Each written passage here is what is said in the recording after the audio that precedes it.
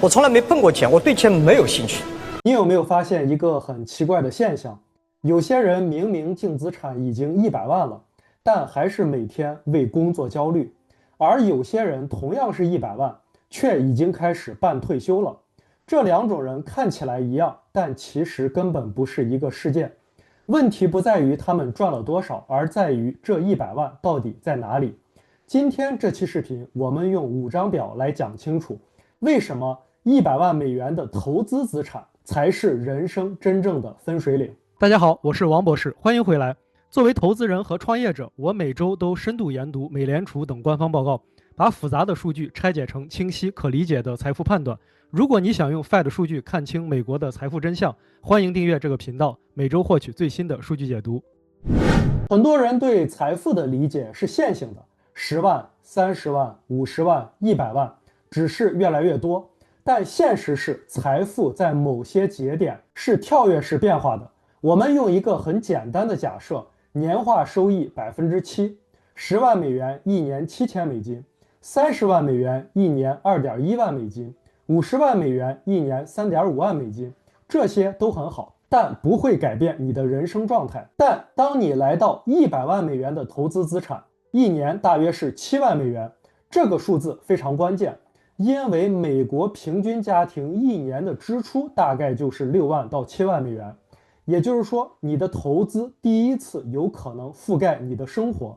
所以100万的重要性不在于它听起来很多，而在于它是第一个让资本开始代替劳动的门槛。但这里有一个非常大的误区，很多人会说，我也有100万的净资产了，那我是不是也到这个阶段了？那不一定。关键不是你有多少净资产，而是这笔资产在哪里。如果你的100万里70万在自住房，30万在投资，那你一年大概只有2万出头的被动收入，你还是需要工作。但如果你是100万的投资资产，一年就是7万的收入，这两种人从净资产数字上看是一样的，但从现实生活来看是完全不同的状态。所以这里有一句非常重要的话，净资产不等于自由，现金流才更接近自由。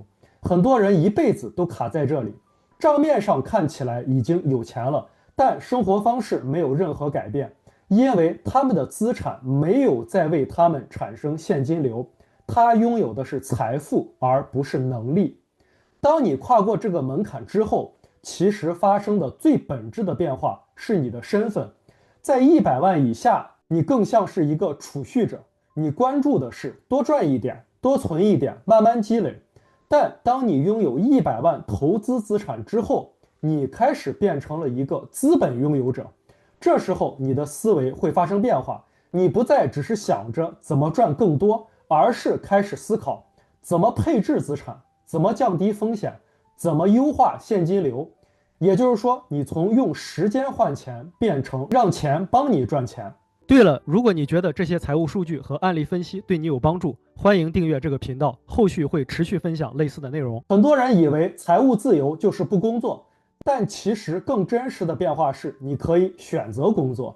在没有充足的可投资资产的时候，你不太敢辞职，不太敢换方向，不太敢承受收入的波动。但当你有一个资产底盘的时候，你会发现你对工作的态度变了。你可以离开不舒服的环境，尝试新的方向，做更符合自己价值的事情，因为你知道你不是完全没有退路。所以钱真正买到的不是奢侈品，而是选择权。最后这一张表是本期视频最重要的一张表。很多人都会听过一句话，第一个100万最难。但是为什么难？因为在那之前，你的财富增长主要靠你自己推动。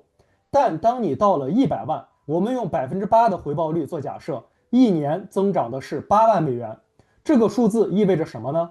意味着你的资产增长已经接近甚至超过很多人的年度储蓄能力。所以从这个阶段开始，你不再是一个人在推着财富，而是财富开始反过来推你。这就是复利真正开始有体感的时刻。所以总结一句话，很多人以为100万美金的可投资资产只是一个更大的数字，但实际上它更像是一个世界切换点，一个筛选器。在这之前，你主要靠工作活着；在这之后，你开始拥有让资本替你工作的能力。大多数人一辈子的问题不是赚的不够多，而是从来没有进入过这个阶段。那如果让你选 A 净资产100万 ，B 投资资产100万，你会选择哪一个？请在评论区打一个 A 或者 B， 我想看看大家的选择。好了，今天就聊到这里，非常感谢你的观看。如果你想持续获取基于官方数据的财富解读，欢迎订阅并打开小铃铛，每周第一时间了解最新的 Fed 数据分析。祝你投资和创业顺利，我们下期再见。